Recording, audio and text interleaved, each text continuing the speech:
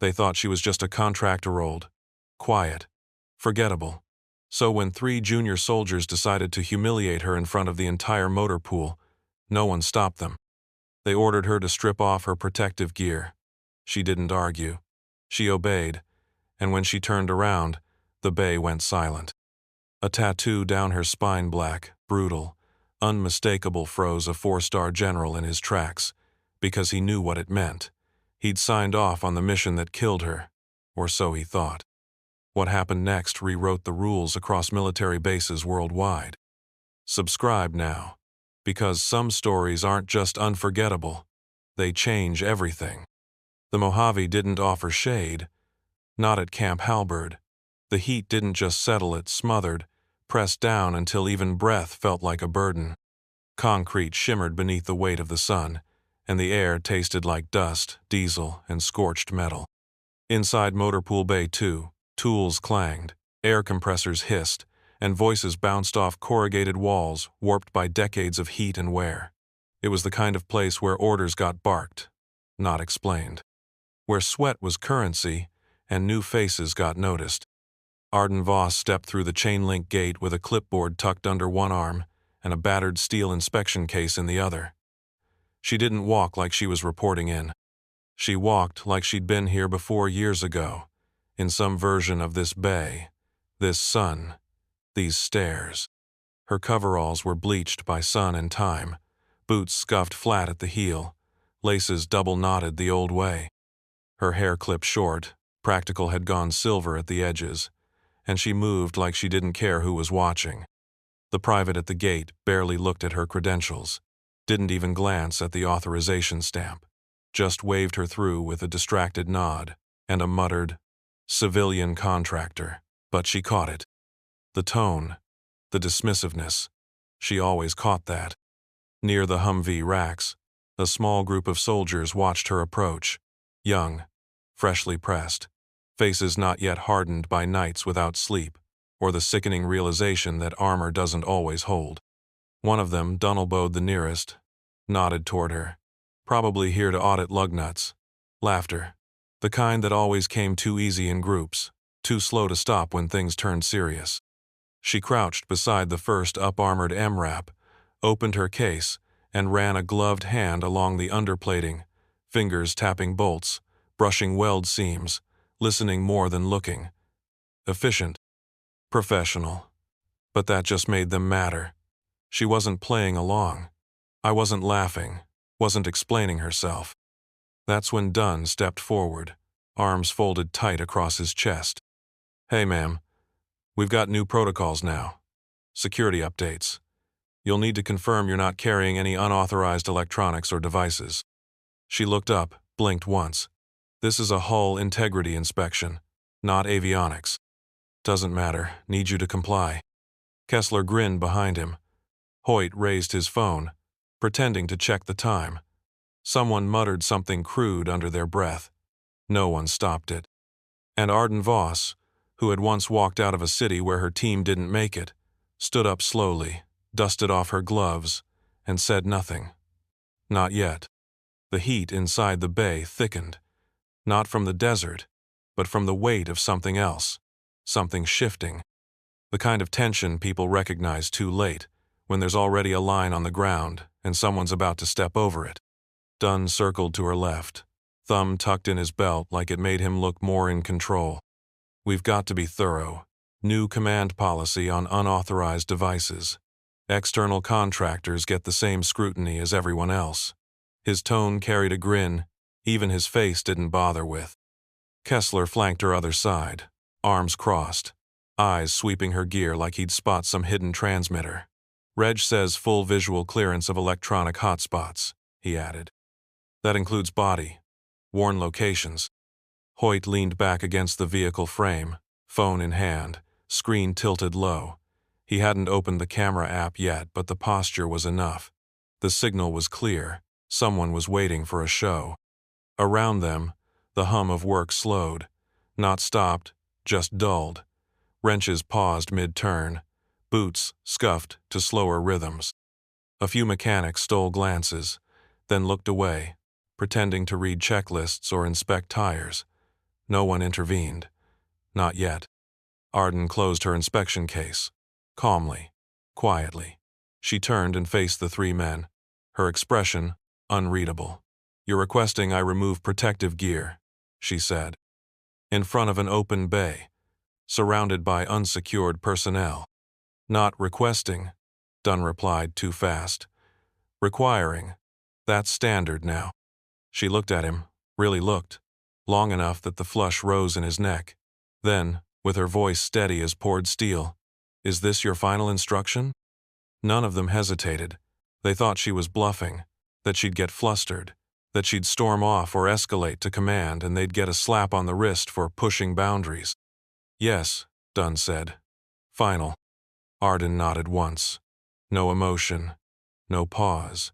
Just the measured exhale of someone who'd been through worse and already cataloged the moment for what it was. She reached for the front zipper of her coveralls and began to pull it down. The cotton gave with a quiet rasp.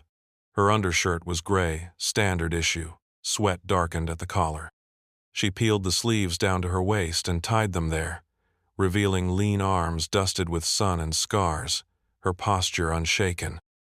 "Anything else?" she asked. Hoyt raised the phone higher. "Turn around." And she did. Silence doesn't usually have a sound, but when it falls, you feel it. The kind that doesn't arrive politely, it slams down, knocking the air out of a room, making everything feel too loud and too still all at once. That's what hit Bay 2 the moment Arden Voss turned her back. What had started as a smirk-worthy power play collapsed under its own weight. The moment her shirt clung to her shoulder blades, soaked in sweat and tension, the bay went hollow. Welders stopped mid-spark. A torque wrench rattled against concrete where someone dropped it without meaning to. The ink ran clean down the center of her back, blacker than machine oil, burned into skin that had long forgotten how to flinch. At the top, between the shoulder blades, a trident barbed, symmetrical, precisa drove downward through a closed eye, pupil seared shut. Beneath it, spiraled in tight, calculated script, were coordinates, encrypted in a format no one outside a war room would recognize. At the base, near the hem of her waistband, the ink flared outward into a series of arc swings, maybe, or a blast radius. Stylized. Deliberate. Kessler blinked like he couldn't make sense of what he was seeing. Hoyt had the phone halfway up before his hand faltered. Dunn stared, jaw open, trying to map this image to anything he understood. He couldn't. None of them could. But one man could. Major General Halden Reese had entered the bay seconds before. Clipboard in hand, dress shirt sweat-dampened beneath the collar, escort officers trailing behind him. Routine inspection. Walk-through. Box check. Until he looked up and stopped moving. The clipboard slipped from his hand and hit the concrete with a crack that echoed off steel walls like a pistol shot. One of the escorts turned toward him, confused, until he followed Reese's stare. "Dear God," Reese breathed. Not loud. Not for them. Just for himself. Because he'd seen that mark before once, in an off-the-books debriefing inside a locked skiff beneath Fort Belvoir.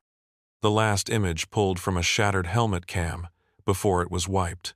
The insignia of Night Glassa unit that was never supposed to exist. A unit he'd signed off on before it disappeared into the mountains of Kunar province and never came back. Except someone had, and she was standing in his bay, half-stripped, covered in the ghosts he'd buried over a decade ago. "Clear the bay," Reese said. His voice wasn't raised, but it didn't have to be. It hit like a snapped command, wire-sharp, electric, irreversible. The kind of voice that didn't belong to a man behind a desk but to someone who'd once given the order to burn a village so the convoy could live. No one moved. "I saved everybody out. Now." That time it dropped lower, and that was worse. That was the voice people obeyed not because they were told, but because they knew something had gone very, very wrong. Boots scrambled. Tools clattered into bins. Screens were shut, lockers slammed. Kessler and Hoyt moved like kids caught stealing liquor, fumbling for alibis they hadn't rehearsed. Dunn lingered half a step longer, half a thought away from defiance, until Reese turned to him.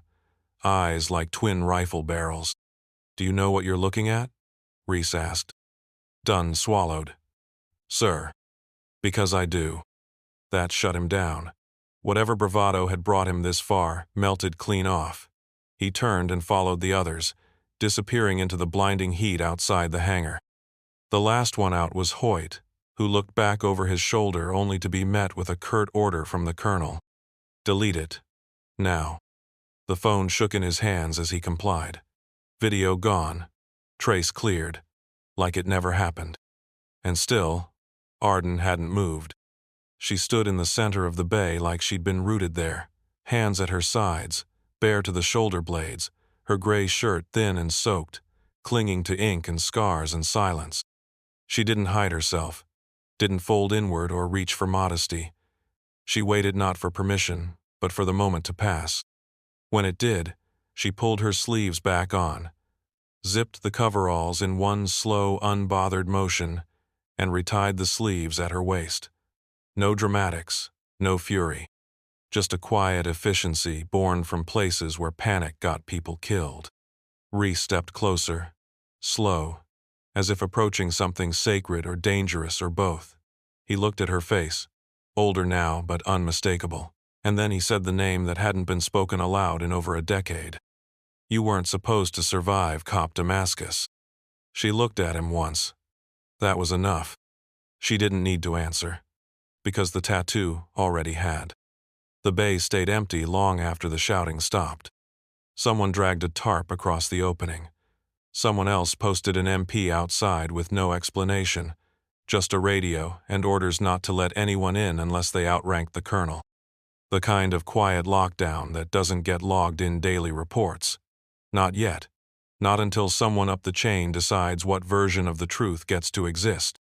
Reese's aides went pale. One tried to ask what Nightglass was and got a look that shut him down permanently. Reese spent the next hour behind closed doors, making a phone call to a number no one else had access to. A code word authorization. Then another. Within 12 hours, a nondescript C-23 touched down on the airstrip, carrying one man in a plain suit who never gave his name, only credentials that scanned at the highest level. He didn't shake hands. He didn't sit down. He just asked to see Arden's file. Except there wasn't much to see. Her employment record was clean. Too clean. No missteps, no gaps. Just contract after contract, all rubber-stamped with quiet efficiency.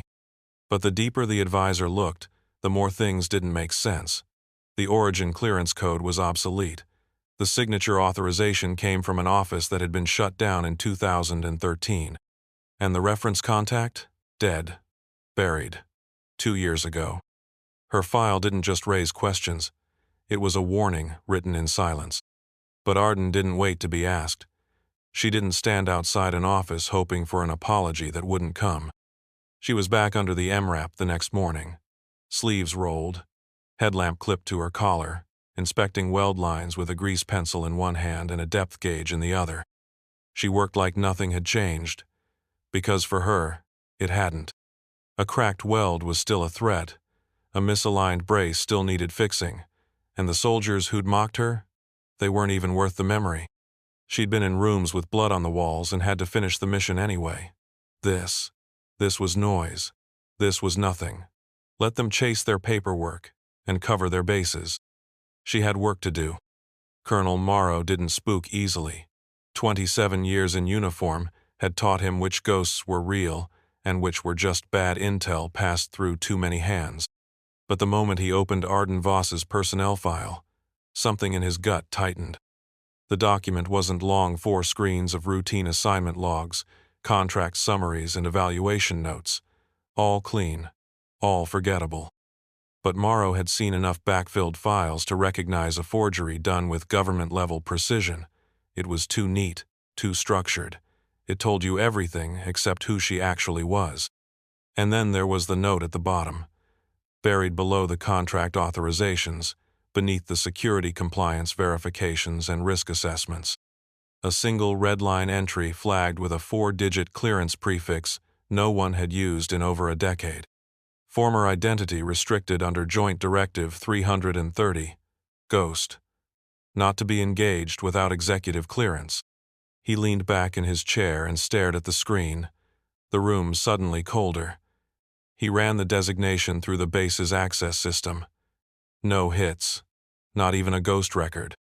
Just a blinking cursor that seemed to say, "You weren't supposed to see this." By the time Morrow called Reese, the general was already 5 steps ahead. "I need a channel for Greywire," Reese said. "You're not Dia anymore. Doesn't mean I forgot how to use a back door." An encrypted message went out through an old contact in Arlington. Reese kept the request short, only 2 lines of code and 1 name, Arden Voss. The reply came 4 hours later. No header, no signature, just a sentence. Deceased in theater, Cop Damascus, 2014. Kia declaration approved JSOC command. Recovered materials, compromised. Operative, not accounted for. And 1 addendum. Designation, Nightglass, 1. Former mission commander. Clearance, Echo, 6. Reese sat with that for a long time. The heat outside pressed against the windows. The fluorescent lights buzzed overhead like insects, too stubborn to die. They hadn't just buried her file. They buried her. Deliberately. A casualty they never expected to see again. But now, she is back. Not for revenge. Not for recognition. Just working. In plain sight. As if nothing had happened. Because for people like Arden Voss, survival wasn't the end of the mission. It was just another order. The restricted hangar sat at the edge of Camp Halberd like a forgotten promise walled in by chain link and shadows, half full of silence and things not meant to be talked about. It wasn't on the official layout. Not really. If you asked for directions, most people shrugged and pointed toward the flight line like it didn't exist. But General Reese had the key code. He stepped inside and let the heavy door slam shut behind him. She was already there. Arden Voss stood beside a stripped-down Cougar MRAP, its undercarriage exposed like a ribcage. She had grease on her hands, the sleeves of her coveralls pushed to her elbows, and a diagnostic scope open on the bench behind her. Not a military issue, not even modern. It looked like it had been pulled from some Cold War bunker and retooled for 21st century ghosts. "You weren't cleared to be in this bay," Reese said, though there was no heat in it. "I'm not here for clearance." She didn't look at him when she said it, just kept tracing a weld seam along the base of the vehicle with the side of her thumb, feeling for heat distortion, for stress fractures that hadn't registered on their sensors. Reese took a slow step closer, careful not to break whatever rhythm she was working in. "You disappeared. The world thinks you're dead. What the hell are you doing back here?" That made her pause. She turned, wiped her hands on a stained rag, and met his eyes for the first time since Cop Damascus. "Your 8th Recon convoy is set to rotate into Kandahar next month. Their fleet's been patched too many times with recycled steel. Undercarriage welds are misaligned by 6 degrees. If they take fire during acceleration, they'll twist under torque and collapse. I'm here so they come home. No drama, no self-pity. Just a diagnosis delivered like it was any other task." Reese didn't speak for a moment. There was something obscene in how calm she was. Not hardened, not detached, just precise. Like the work still mattered, because people still died when it didn't. "You could have stayed gone," he said. "I know. You came back to fix our mistakes?" "No," she said, glancing down at the MRAP again. "I came back to make sure they don't repeat them." That was the moment he realized. This wasn't about ghosts or reckoning or legacy. It was about the same thing it had always been for people like her. The mission. The room wasn't much, just another repurposed supply office with gray walls, a wobbling fan in the corner, and a conference table too small for the tension it held. But for Dunn, Kessler, and Hoyt, it might as well have been a courtroom. They sat in stiff chairs across from a panel of officers who didn't blink much and didn't ask the same question twice. General Halden Reese didn't sit with them. He stood. Uniform immaculate, ribbons clean but unadorned, His tone was clinical when he spoke. No fury, no performative outrage. Just the facts laid out in full, each word sharp as a blade, each sentence designed to cut through the fog of youth and arrogance. They initiated a fraudulent compliance inspection without authorization, Reese said, not looking at the soldiers. They subjected a civilian contractor later confirmed to hold operational-level clearance to public humiliation under false protocol. One attempted to record classified markings, another failed to intervene. The third gave the order. Dunn cracked first. He fumbled for excuses, voice catching somewhere between panic and disbelief. Said he didn't know, said it wasn't supposed to go that far, said he thought it was just a bluff. Kessler tried to deny it, claimed misunderstanding, protocol confusion, pointed fingers in every direction but his own. Hoyt laughed once, called it a misread situation. A joke, said nobody actually got hurt. No one in the room smiled. The punishment wasn't designed for vengeance. Reese made that clear. This wasn't about destroying CareerSit, it was about building accountability. Their records were flagged, reprimands filed. Dunn was assigned remedial duty under base security. Kessler was placed under mentorship with a senior NCO. Hoyt was stripped of his rank and reassigned to perimeter logistics, where jokes didn't fly and no one cared who you used to be. But the bigger change came in writing.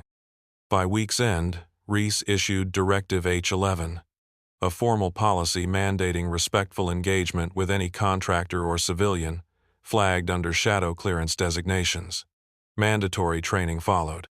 It wasn't just about Arden Voss, it was about every name buried in black files, every scar that didn't come with a story the public got to hear. Because what happened in Bay 2 had already become something more than an incident. It was now a lesson. And Reese wasn't going to let anyone forget it. The rhythm of Camp Halberd didn't stop, but it shifted, subtly at first, like a tool slightly out of calibration that still somehow tightened the bolt cleaner than before. No announcements. No official memos pinned to the corkboards in the mess. Just a slow, steady current of awareness flowing through the base. Arden Voss kept showing up. Same coveralls, same steel-capped boots, the same clipboard held like it weighed nothing and everything all at once. She moved from bay to bay without fuss, inspecting the belly armor of transports, checking torque patterns on carrier brackets, identifying stress fractures no one else had noticed until she pointed, quietly, with one gloved finger. The mechanics who had once ignored her now hovered just within earshot. Some offered tools unasked. Others took notes on the way she traced weld lines with a magnetized strip instead of a laser reader. The old guys NCOs with enough time to spot the shape of real experience asked questions now. Careful ones, the kind that had nothing to do with paperwork and everything to do with survival. Young airmen talked too, not loud, not mocking, more like folklore. They called her the woman with the spine tattoo, said she walked through fire, said General Reese shut down a whole hangar for her. No one could prove any of it, and no one had to. The story had already carved itself into the place. At least 2 other bases called Camp Halberd by the end of the week, quietly requesting a copy of Directive H-11. One colonel at Fort Merrow rewrote his own contractor protocol after hearing what happened in Bay 2. He never said Arden's name. He didn't need to. In his office, General Reese took her inspection report and slid it into a folder he kept in his private cabinet. No barcode, no label, just a hand-scrawled tag in black ink. Never forget. Not out of fear, not as a classified threat, but as a marker, a reminder that real strength doesn't posture. It endures. It shows up, does the work, and doesn't ask for applause. Because some stories don't need to be told out loud to leave an echo. The last light of day bled across the tarmac like something sacred. It lit the hangars in golden shadow, made the heat shimmer off the ground like ghosts rising, and made every boot step sound sharper than it should have. Arden Voss moved through it, a lone tool case in one hand, clipboard tucked beneath her arm, hair pulled tight, sleeves rolled. She didn't say goodbye, didn't shake hands or linger near the gates. No one gathered to see her off, and she didn't expect them to. That wasn't the point. At the duty station, she signed her final log without a word. The sergeant on shift didn't ask questions, just watched her write her name in that same block letter, precision unshaken, steady. When she handed the clipboard back, he nodded once. Not out of habit, out of respect. Up in the admin building, General Reese stood by the window, jacket unbuttoned, tie loosened, watching her figure grow smaller against the runway glow. He didn't call out, didn't wave. He just watched, because he knew better now. Some people don't leave with ceremony. They leave with certainty. She didn't look back. She didn't need to. Arden Voss wasn't searching for something to heal. That had already happened in the quiet ways only people like her understand, through work done right. Systems fixed, welds corrected, failures caught before they could kill. The weight she'd carried for years had never been about revenge or recognition. It was about the job, the mission, and making sure no one else paid the price for lessons already learned in blood. The sunset caught the back of her coveralls, turning the fabric amber. Beneath it, resting along her spine, the trident waited, not faded, not forgotten, not a relic. A warning, a promise. A mark earned in places that don't appear on maps, under orders that don't exist in archives. Somewhere on that base, a young mechanic would remember the way she spotted microfractures without instruments. A junior officer would think twice before dismissing quiet competence. And the name Arden Voss would live where it needed tono in headlines, but in the way people started doing things differently. She disappeared into the horizon, swallowed by sun and dust. And that was enough.